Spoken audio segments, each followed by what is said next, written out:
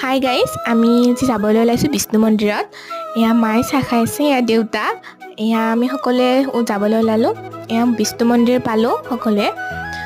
তো এয়া ভক্তগণ চাকি জ্বলাইছে সকলোৱে। এয়া আমিও চাকি জ্বলোৱাৰ আয়োজন কৰি আছোঁ। এয়া মন্দিৰৰ মানে মূৰ্তিটো। এয়া সকলোৱে ধূপ চাকি জ্বলায়। এয়া ময়ো জ্বলালোঁ, ভণ্টিও জ্বলালে। হাই গাইজ, আজি আমি যাবলৈ ওলাইছোঁ বিষ্ণু মন্দিৰত। এয়া মা আৰু দেউতাই চাহ খাইছে। এয়া আমি যাবলৈ ওলালোঁ।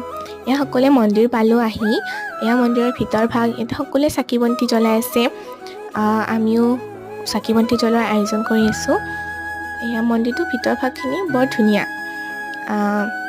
এয়া সকলোৱে জ্বলালোঁ আমি চাকি বন্তি, এয়া ভণ্টি আৰু ময়ো জ্বলালোঁ।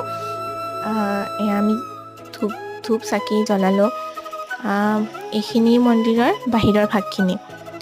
মানে আজি অকণমান